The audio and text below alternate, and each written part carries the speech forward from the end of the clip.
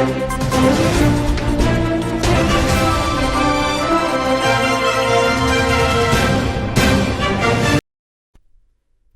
Secretariat media point లో BC రాజ్యాధికార సమితి మీడియా సమావేశంలో దాస సురేష్ బీసీ రాజ్యాధికార సమితి వ్యవస్థాపక అధ్యక్షుడు ప్రభుత్వాన్ని సూటిగా ప్రశ్నించారు.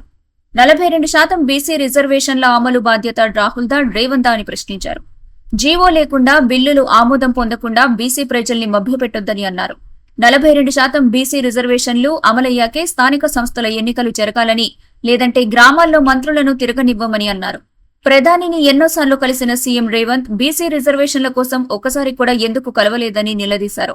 తమిళనాడు సీఎం జయలలిత 1992లో 69% రిజర్వేషన్లు ఇచ్చిందని, రేవంత్ కూడా అలాంటి ఆత్మవిశ్వాసం చూపించాలని సూచించారు. బీసీ రిజర్వేషన్లపై జీవో, ఆర్డినెన్స్, రాజ్యాంగ సవరణ వీటిని వెంటనే అమలు చేయాలి.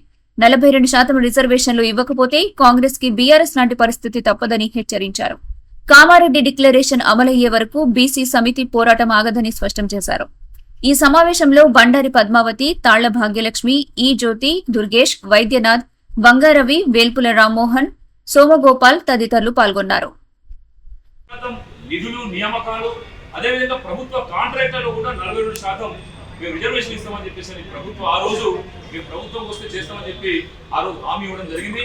హామీ ఇచ్చిన మేరకే మీరందరూ గమనించేది ఉంటే గత ప్రభుత్వంలో టీఆర్ఎస్ పార్టీ 34% ఉన్నటువంటి బీసీల స్థానిక సంస్థల రిజర్వేషన్లను 18% కుదించడం వల్ల ఏదైతే ఇతరత్ర కారణాలు ఉన్నా కూడా బీసీల రిజర్వేషన్ తగ్గించినటువంటి బలమైన కారణంతో బీసీల ఆగ్రహానికి లోనై టీఆర్ఎస్ పార్టీ పదవీచ్యుతులైనటువంటి విషయాన్ని మీ అందరికీ కూడా ఇలా స్పష్టం చేస్తున్నాం.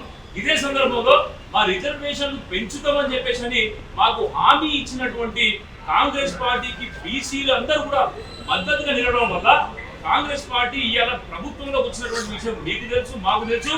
స్వయంగా రాహుల్ గాంధీ గారు కూడా ఈ విషయాన్ని ఒప్పుకున్నారు. సివిక్ సొసైటీ మొత్తం కూడా మాతో నిలబడడం వల్లనే ఇవాళ మేము రాష్ట్రంలో అధికారాన్ని చేపడుతున్నామని చెప్పి వారు ఒప్పుకున్నారు. మరి దీని తర్వాత జరిగినటువంటి కార్యక్రమాలలో కులగణన అనేది ప్రభుత్వం నిర్వహించడం జరిగింది. కొన్ని తప్పులు దొరులే అని చెప్పేసి మేము కూడా ప్రభుత్వం చెప్పినాం. తర్వాత దాన్ని సరిదిద్దినటువంటి సందర్భం ఉంది. డెడికేటెడ్ కమిషన్ కూడా ఏర్పాటు చేసిందో అది కూడా భూసాని వెంకటేశ్వరరావు గారి యొక్క సమక్షం లోపల వారి యొక్క నేతృత్వం లోపల ఏర్పడినటువంటి కమిషన్ యొక్క రిపోర్ట్ కూడా రెడీ ఉన్నది.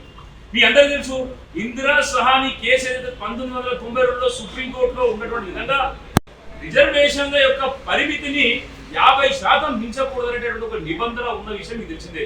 అయినా కూడా సుప్రీంకోర్టు కొన్ని ప్రత్యేకమైనటువంటి ఒక విధానాల ద్వారా దాన్ని అధిగమించవచ్చు అని చెప్పారు.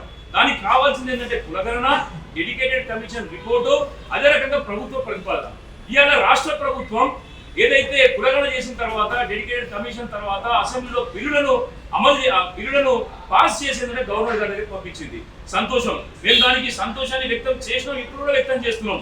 అయితే ఆ బిల్లులను అమలు చేసేటటువంటి బాధ్యతను రాహుల్ గాంధీ గారు తీసుకుంటారా, రేవంత్ రెడ్డి గారు తీసుకుంటారా అనేటటువంటి విషయాన్ని స్పష్టంగా మిమ్మల్ని అడుగుతున్నాం, అప్పీల్ చేస్తున్నాం. మరిన్ని అప్డేట్స్ కోసం మా ఛానల్ ని సబ్స్క్రైబ్ చేయండి.